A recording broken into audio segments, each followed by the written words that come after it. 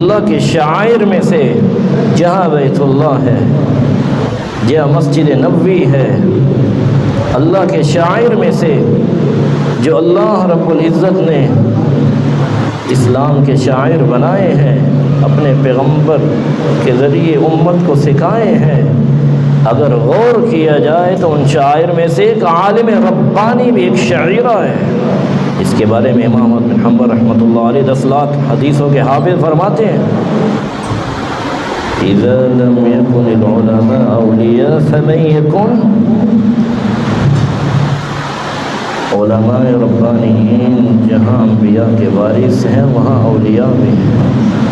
اگر صاحب علم اور تقوی، صاحب عمل اللہ کی نشانی نہیں تو اور کون ہو سکتا ہے؟ اس لیے سلیمان الدارانی رحمۃ اللہ علیہ فرماتے ہیں، جس دل کے اندر علماء کی قدر اور منزلت اور عظمت نہیں ہے وہ متقی دل نہیں ہو سکتا۔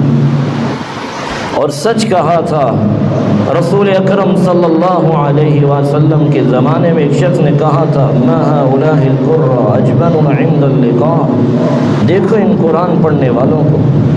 جب لڑائی ہوتی ہے تو بزدلی دکھاتے ہیں، کھانے کا وقت ہوتا ہے تو بہت چالاک نظر آتے ہیں۔ تو صحابی نے فرمایا تھا، کذبت لعمر اللہ، تم جھوٹ بول رہے ہو۔ میں ابھی رسول اللہ صلی اللہ علیہ وسلم کو یہ بات جا کر بتاتا ہوں، سامنے خیمہ تھا، صحابی ابھی اس خیمے تک دوڑتے ہوئے گئے، ابھی وہ خیمے میں نہیں پہنچے تھے، ہواؤں اور فضاؤں میں تیرتے ہوئے سیدنا جبرائیل امین علیہ الصلوۃ والسلام پہلے پہنچ گئے، اور یہ آیت نازل ہو گئی، قل اب اللہ وآیاتی ورسولہ کنتم تستہزئون، تم اللہ کے ساتھ مذاق کرتے ہو، اس کے رسول کے ساتھ مذاق کرتے ہو،